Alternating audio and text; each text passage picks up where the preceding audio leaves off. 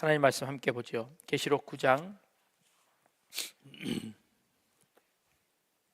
1절로부터 11절까지 말씀입니다. 계시록 9장 1절부터 11절까지 한 절씩 함께 보겠습니다. 계시록 9장 1절로부터 11절까지입니다.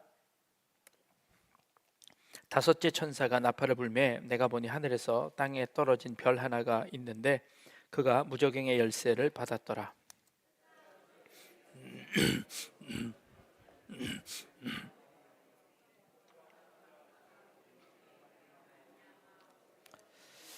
또 황충이 연기 가운데로부터 땅 위에 나오매 그들이 땅에 있는 전갈의 권세와 같은 권세를 받았더라.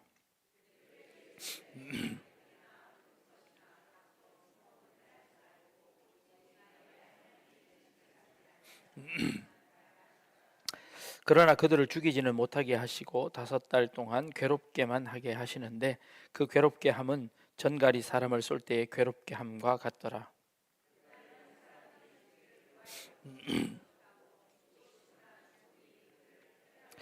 황충들의 모양은 전쟁을 위하여 준비한 말들 같고 그 머리에 금 같은 관 비슷한 것을 썼으며 그 얼굴은 사람의 얼굴 같고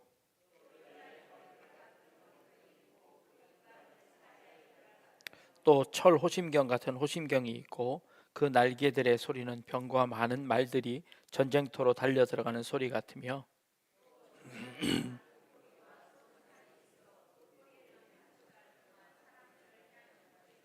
같이 읽겠습니다. 그들에게 왕이 있으니 무저경의 사자라.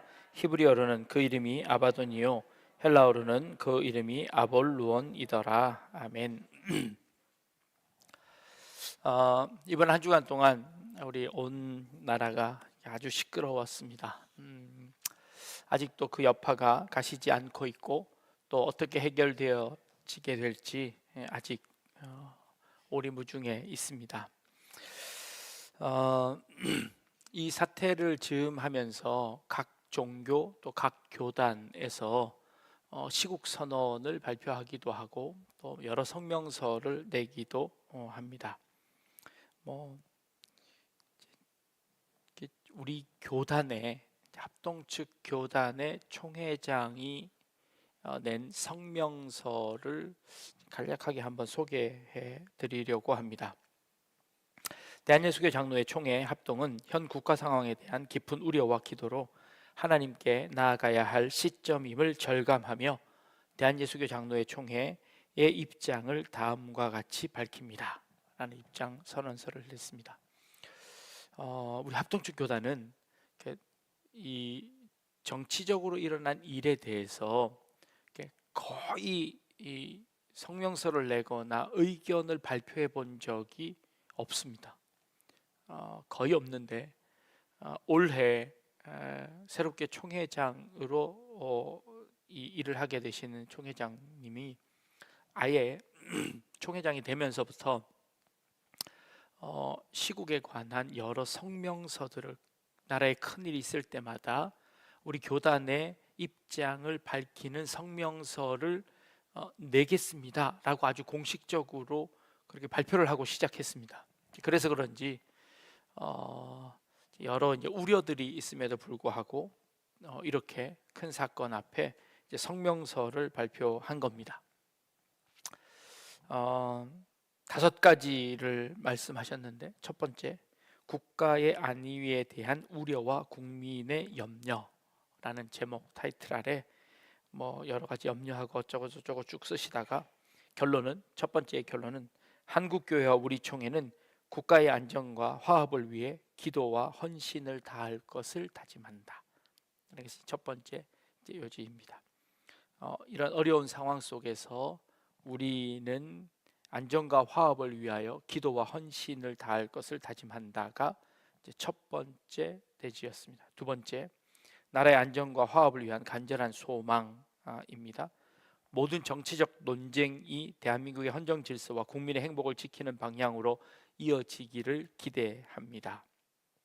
싸우지 말고 당리당략을 초월한 국가 안정을 위해 헌신해라 라고 하는 촉구인 것 같습니다. 셋째는 성도들의 절실한 기도 요청입니다. 기도는 우리 교회의 가장 강력한 무기이며 국가와 교회가 나아가야 할 길을 하나님께 맡기며 순종하는 믿음의 발걸음입니다. 그러니 우리 한국 교회, 특별히 우리 교단에 속한 우리 성도님들에게 부탁하는 기도입니다. 나라와 민족을 위하여, 국가와 교회를 위하여 기도합시다라고 하는 기도의 요청을 성도들을 향하여 하는 것입니다. 네 번째로는 국가 현실을 직시한 한국 교회와 총회의 반성입니다.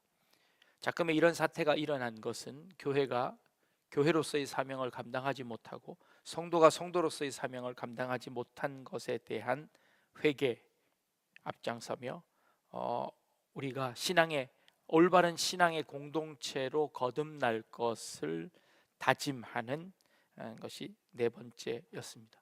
그리고 다섯 번째는 복음의 본질로 돌아갈 때이다. 이렇게 혼란스러울 때 우리는 늘 기본으로 돌아가고, 이렇게 혼란스러울 때 우리는 늘 본질로 돌아가자라는 이제 그런 성명서를 냈습니다. 이제 어찌 보면 지금 작금의 사태에 대한 어떤 평가나 어떤 것도 없이 그저 우리가 잘합시다라고 하는 것처럼 들릴 수도 있겠다 하는 생각이 들지만, 그래도 지금까지 한 번도 이런 성명서를 내지 않았던 교단에서 이렇게 성명서를 내는 것만으로도, 그리고 그 성명서의 내용이 단순히 잘못한 사람을 지적하는 것을 넘어 우리를 돌아볼 수 있고 본질로 돌아가자라고 하는 그런 뜻을 성명서로 내보낸 것에 대해서 조금은 긍정적으로 평가해야 되지 않을까라는 생각을 가지고요. 우리 성도님들도 욕하고 하는 건 쉽게 할 수 있습니다. 그러나 기도하는 것은 쉽지 않습니다.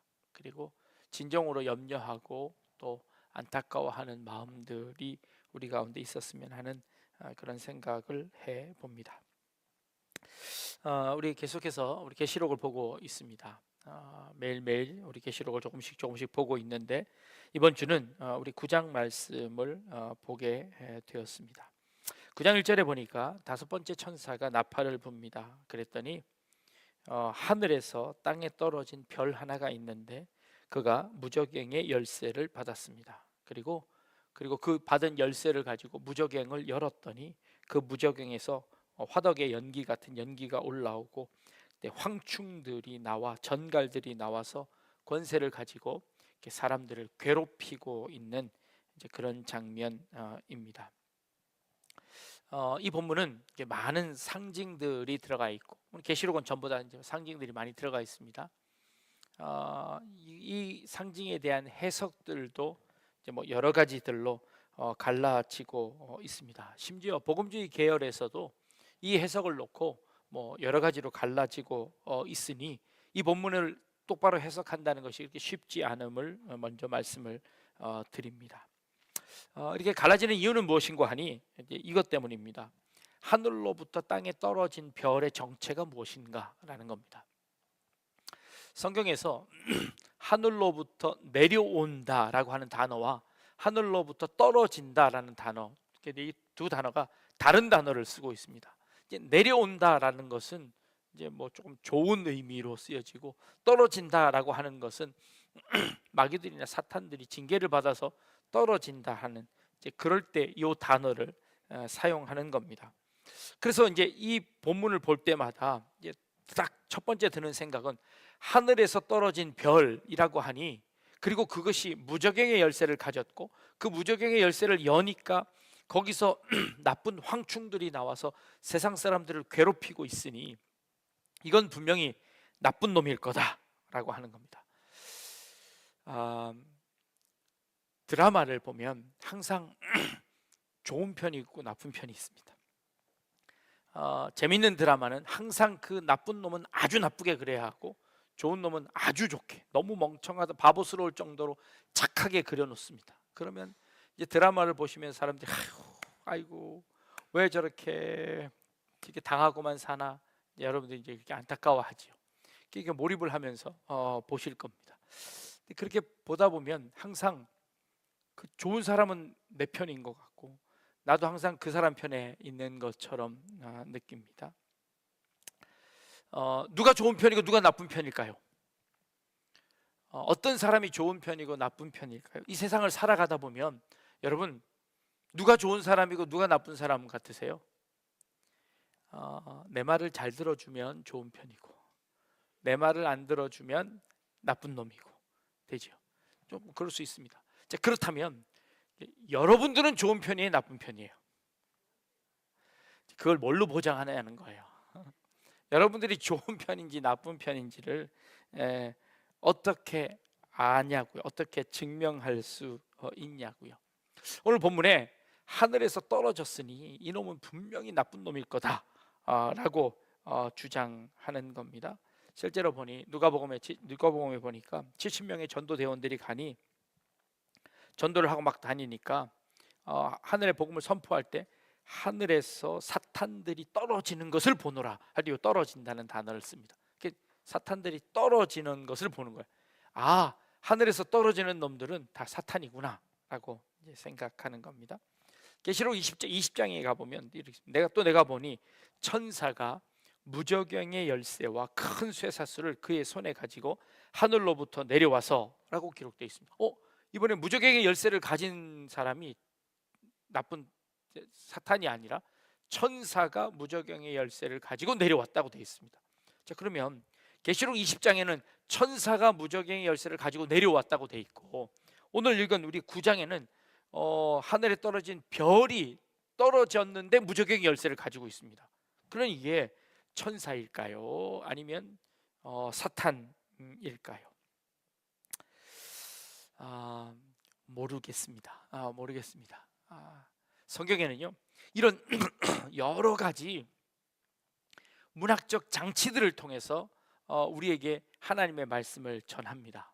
그러니까 단순히 어떤 하나만 가지고 이 성경을 전체를 다 해석하는 것은 굉장히 잘못 해석할, 오류를 가질 그런 여지를 가지고 있습니다. 성경에는요 시도 있고 소설도 있고 이야기도 있고 뭐 여러 가지 장르들이 있습니다. 그리고 여러 가지 문학적 장치들이 있습니다.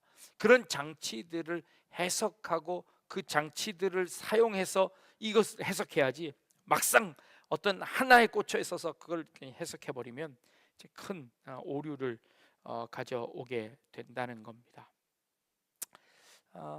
가끔 말씀드렸는데 바이블 코드라는 옛날에 그 책이 유행할 때였습니다. 그 책은 히브리어 성경을 펴놓고 한 페이지를 펴놓고 그 중에 성경을 어떻게 해석하냐면 이렇게 대각선으로 이렇게 손을 딱 그었더니 여기에 무슨 단어가 딱 나오는 겁니다. 이쪽 대각선으로 그었더니 무슨 단어가 나오는 거예요. 그래서 이게 성경에 숨겨져 있는 비밀 코드다라고 해서 성경을 해석하는 겁니다. 이 성경은 문학적으로 읽어서, 이렇게 가로로 이렇게 읽어서, 줄대로 읽어서 내용을 들어서 읽어야지, 그걸 비밀 코드처럼 읽으면 이제 그거는 이단이 되는 겁니다. 잘못 해석하는 거죠. 이제 그런 게 우리가 성경을 들고 십자가를 들면 귀신이 물러가나요? 성경을 베고 자면 이게 잠이 잘 오나요? 성경을 읽으면 잠이 잘 옵니다. 베고 자면 잠이 안 옵니다. 성경은 읽어야 되는 거죠. 근데 우리가 이런 미신들을 가지고 있습니다. 기도한다는 것, 기도하면 귀신이 물러가나요? 그 기도는 어떤 기도인가요? 이런 여러 가지 미신적인 것들로 우리의 신앙들을 채워나가는 겁니다. 내용이 없으니까 자꾸 형식을 갖다 채우는 겁니다. 그 내용이 무엇인지를 보지 않고 자꾸 겉에 있는 형식들만 가지고 그것으로 내용이 없으니 그거라도 껍데기라도 있어야 되겠지요. 그러다 보니 자꾸 말썽이 생기고 자꾸 문제가 생기고 또 우리의 신앙, 이 많은 이단들이 자꾸 생겨나는 겁니다. 내 편이냐 아니냐라는 것도 그저 한두 마디 듣고, 아니 내 말을 들어준다고 해서, 나를 이해한다고 해서 그 사람이 좋은 사람인지 아닌지, 아니 그렇지 않다는 겁니다. 내 뜻에 맞지 않는다고 무조건 반국가 세력이 아닌 것처럼 내 뜻에 맞는다고 해서 항상 좋은 편은 아니라는 거지요. 네, 그렇습니다.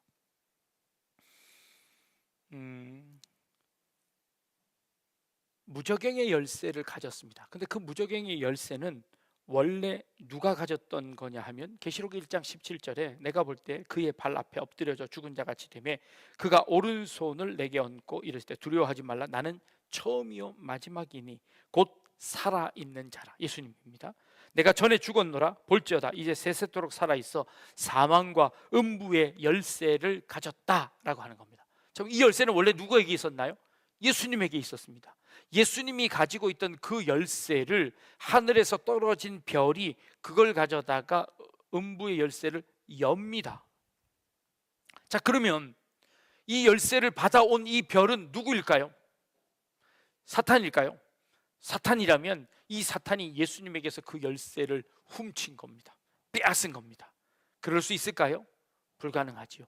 그렇다면 하나님께서, 예수님께서 그 열쇠를 어떤 한 천사에게 주어 그것을 열게 했을 것이다 라고 하는, 추측할 수 있겠지요. 그렇게 생각할 수 있을 겁니다. 혹 이렇게 주장하는 학자들도 있습니다. 그 천사는 예수님에게 받을 때는 예수님의 명령을 따라 받았지만 그 받고 나서 타락해서 루시퍼처럼 타락한 천사일 것이다. 그래서 예수님에게 받아서 내려오면서 마음이 변해서 그걸 가져다가 열었을 것이다 라고 추측하는 여러 추측들도 있기는 합니다만, 그것은 좀 억지가 있지 않을까요? 예수님께서 그것도 모르고 주셨을까요? 그렇다면 지금 이 계시록에서 일어나고 있는 이 모든 무저갱이 열려지고 그곳에서 나오는 황충들이 지금 이 요한이 있는 당시에 온갖 괴로움을 당하고 있는, 어려움을 당하고 있는, 환난을 당하고 있는 이 시대 가운데 그 모든 것을 누가 주장하고 있는 것이냐 하면, 그 열쇠를 원래 가지고 있었던 예수님께서 이 모든 것을 주장하고 계시다라는 것을 보여주는 것입니다. 자, 지금 요한은 온갖 박해 가운데 있습니다. 그리고 자신들과 함께 있었던 모든 제자들은 다 순교당했습니다. 그리고 요한만 남아서 반모섬에 유배당해 있습니다. 요한은 유배당해 있지만 그 교회에 있는 많은 사람들은 여전히 박해를 당하고 여전히 핍박을 당하고 있습니다. 사탄의 세력들 가운데 눌려 있는 것이죠. 그 가운데서 성도들은, 그 가운데서 있었던 교회들은 두려움 가운데 빠졌습니다. 도대체 이 나라가 어떻게 될 것인가? 도대체 이 세상이 어떻게 될 것인가? 도대체 하나님의 나라는 언제 오는 것일까? 라고 두려움 가운데 있는 그들 가운데 지금 요한이 본 이 환상은 하늘에 떨어진 그 별 하나가 열쇠를 가지고 떨어졌는데, 그 열쇠를 가지고 무저갱을 열었더니 그 가운데 황충이 나오고 전갈이 나와서 사람들을 쏘더라. 그런데 그들이 그 생명은 해하지 못하더라라는 겁니다. 생명은 해하지 못하더라. 그리고 또 재밌는 것은요, 그들이 공격하는 사람들이 있는데 누구를 공격하냐 하면 여기를 보니까 이렇게 되어 있습니다. 4절에 그들에게 이르시되 땅의 풀이나 푸른 것이나 각종 수목은 해하지 말고 오직 이마에 하나님의 인침을 받지 아니한 사람들만 해하라 하시더라 라고 되어 있습니다. 자, 누구를 해하라고요? 이마에 하나님의 인침을 받지 않은 자였습니다. 이마에 인을 받지 않은 사람들을 공격해라. 우리가 전에 무슨 표를 받지 말라고, 이마에 무슨 표를 받지 말라고 그랬죠? 짐승의 표, 666표를 받지 말라 그랬어. 근데 받지 말라 그랬는데 이번엔 받지 않은 사람들을 공격하래요. 그러면 이마에 인을 받아야 될까요? 말아야 될까요? 이마에 인을 받아야 될까요? 말아야 될까요? 666표는 어떤 표일까요? 이마에 받는 표는 과연 무엇일까요? 옛날에 바코드를 막 얘기하더니 최근 들어가서는 또 베리칩을 얘기하더니 온갖 것들을 다 얘기해서 우리의 몸에 받는 모든 것들을 다 거부하는 것처럼 이야기하는데 잘못 해석하는 겁니다. 지금 여러분들 그 애완견 키우시는 분들 계시지요? 애완견을 키우게 되면 법적으로 칩을 넣어야 하는 것 아시나요? 인식표를 달아야 합니다. 목덜미 뒤에다가 칩을 삽입하거나 아니면 빠지지 않는 목덜미에다가 인식표를 달아야 합니다. 목덜미에다가 진짜 그 칩을 넣었는데요. 그 칩을 넣으면 이렇게 스캔을 싹 하면 이 개가 누구 개인지 주인을 찾아줄 수 있습니다. 그 짐승의 표일까요? 아닐까요? 도대체 그걸 왜 넣는단 말이에요? 요즘은 사실 그거 안 해도 누군지 다 압니다. CCTV에 얼굴만 탁 찍히면 여러분들이 누군지, 여러분들이 뭐 하는지를 다 안다고 하지요. 그런 세상입니다. 그러니 더 이상 그런 것이 우리에게 더 이상 의미가 없을 겁니다. 여기서 이마에 인을 맞지 않은 사람 어떤 사람들일까요? 이것은 무엇을 의미하냐 하면 출애굽기로 넘어가 봅니다. 출애굽기에 이에 비슷한 이야기 나오지요. 10가지 재앙들을 쭉 내립니다. 이 중에 황충의 재앙도 있었고 여러 가지 메뚜기의 재앙도 있었고 여러 가지 재앙들이 있었습니다. 그 재앙들 맨 마지막에 장자를 죽이는 그 재앙이 내릴 때 하나님이 뭐라고 말씀하셨죠? 어린 양을 잡아 그 피를 문설주에 바르라고 되어 있습니다. 문설주에 바른다는 것은 그것은 무엇을 의미하는 겁니까? 피를 보는 겁니다. 그러면 그 명령을 들은 자들 가정은 그 죽음의 천사가 그냥 넘어가는 것을 볼 수 있습니다. 그래서 그것을 상징적으로 보여주는 겁니다. 그것을 그때 있었던 사건들을 기억나도록 하는 겁니다. 하나님께서 택하신 자들 놔두라는 겁니다. 건들 수 없다는 겁니다. 하나님이 택하신 자, 하나님이 보호하시는 자들을 해할 수 없다는 것이죠. 그렇게 대한 자들은 다 건들지 못하고 나머지 사람들을 공격합니다. 그러나 그 나머지 사람 공격하는 것들도 그들의 생명만큼은 건들지 못하도록 주님께서 명령을 내리십니다.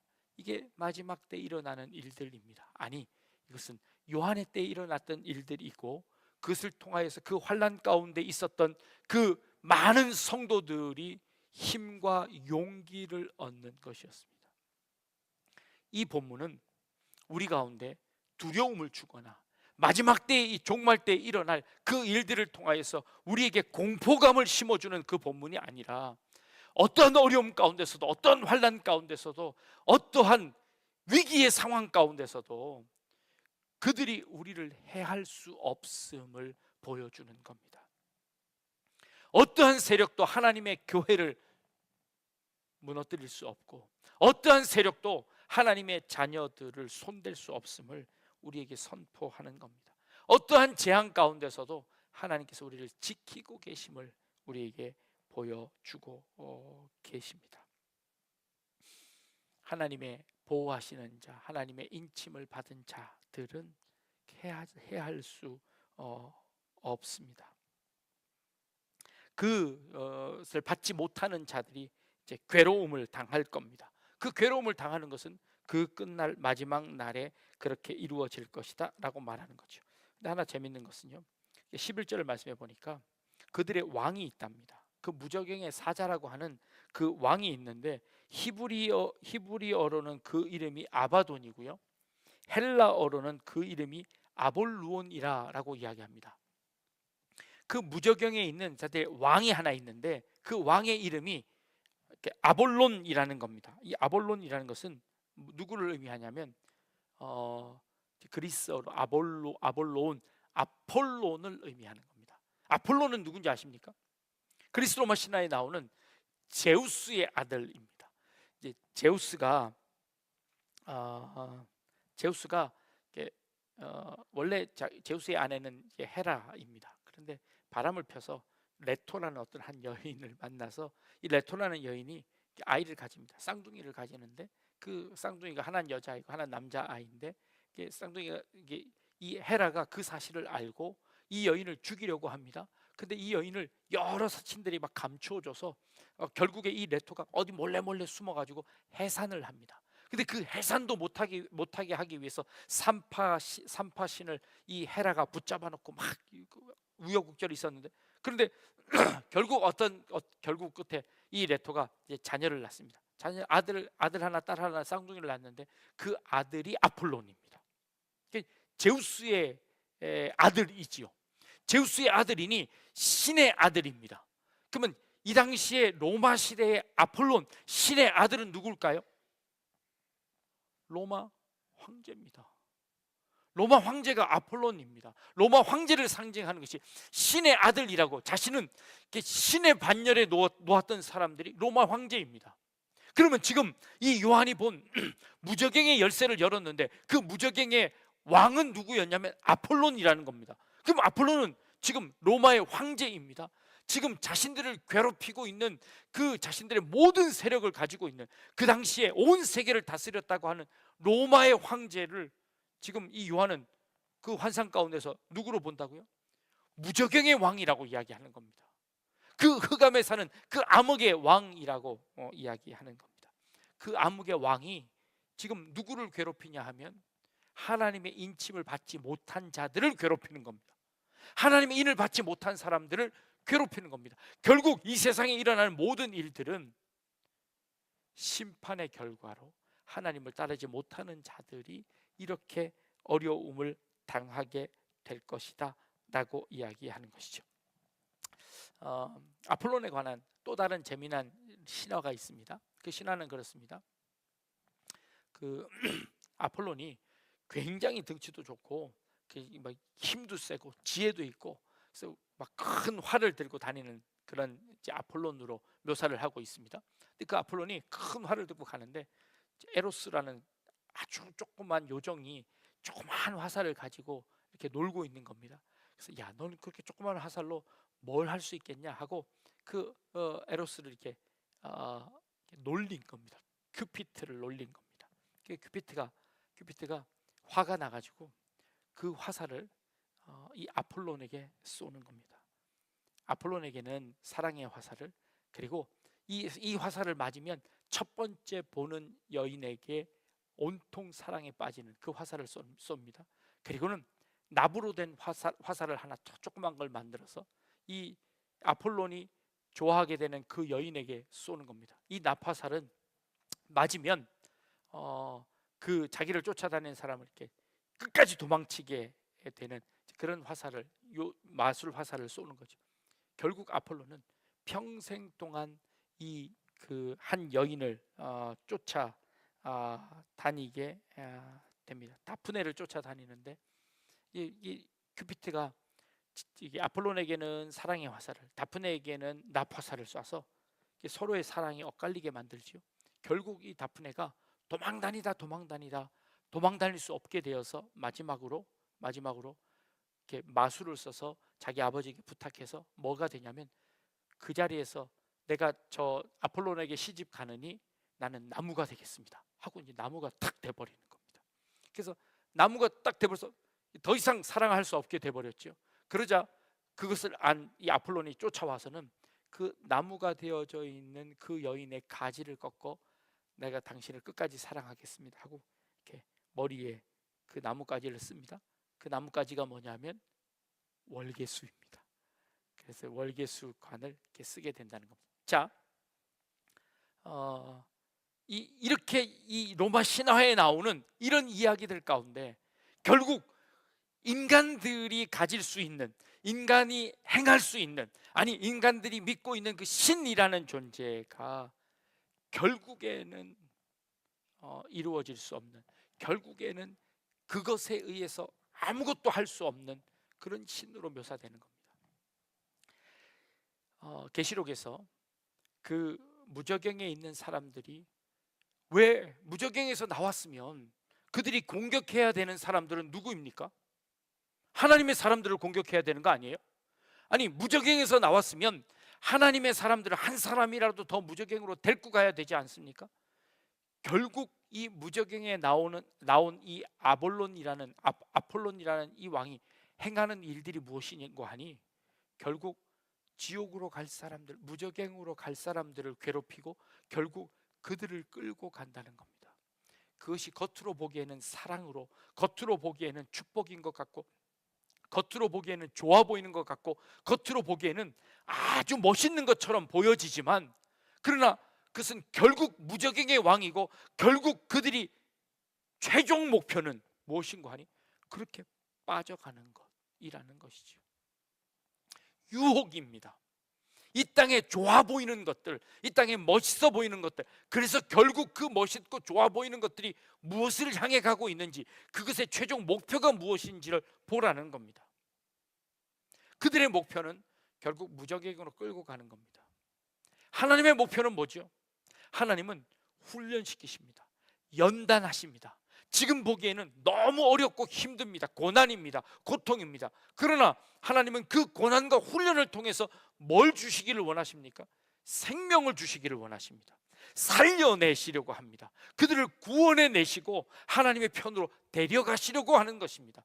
10가지 재앙들을 통해서 결국 하나님이 원하시는 것은 그들을 살려내는 것이었습니다. 왜 우리 가운데 이렇게 어려움을 주십니까? 왜 우리 가운데 이렇게 혼란을 주십니까? 왜 우리 가운데 이렇게 어려운, 이해할 수 없는 일들을 우리 삶 가운데 주십니까? 그저 눈에 보이는, 좋아 보이는 그런 선물들이 아니라 그 선물들을 통해서 우리를 유혹해 결국 무적행으로 갈 것이냐, 아니면 우리를 훈련시켜서 단련시켜서 하나님의 나라로 들어갈 것이냐. 지금 이 계시록을 통하여서 요한이 이스라엘 백성들, 아니 교회들에게 쓰는 이 편지는요, 이것은 하나님의 훈련이다. 하나님께서 우리를 단련시켜 결국 우리를 하나님의 나라로 이끌어갈 것이다. 로마의 황제는 결국 우리를 유혹하고 결국 우리를 그 무적행으로 끌고 갈 수밖에 없는 것이다 라고 하는 것을 극렬하게 보여주고 있는 것입니다. 이 일들을 통해 지금 우리 성도님들 가운데 우리 삶을 살아가면서 하나님의 훈련을 견뎌내 우리가 성장할 것인가, 아니면 세상의 유혹에 넘어가 잠깐의 희열을, 잠깐의 행복을 누리지만 그러나 결국 그곳으로 끌려갈 것인가 라고 하는 것을 우리에게 보여주고 있습니다. 당연히 우리는 하나님의 사람들로서, 하나님의 인치심을 받은 자로서 하나님의 보호하심을 통하여, 훈련을 통하여 하나님의 나라에 들어가는 그 은혜의 축복 가운데 있는 그런 우리 성도님들 다 되실 수 있기를 주님의 이름으로 축복합니다. 그러나 세상은 여러 가지 이유들로, 또 문학이나 예술이나 여러 가지 것들로 우리를 유혹합니다. 그러나 그 모든 그리스 로마 신화에 나오는 모든 신화들은 결국 그렇게 파멸로 넘어갑니다. 결국 그렇게 끝나버리고 맙니다. 그러나 하나님께서는 끝까지 우리를 지키시겠다라고 말씀하시는 것이죠. 마지막 때에 어떠한 어려움이 있더라도, 환란이 있더라도 그것을 하나님께서 우리에게 주시는 훈련으로 알고, 그리고 그 훈련을 통해서 우리가 성장해 나가 하나님께 한 걸음 더 나아갈 수 있는 저와 여러분 되실 수 있기를 주님의 이름으로 축복합니다. 기도하겠습니다.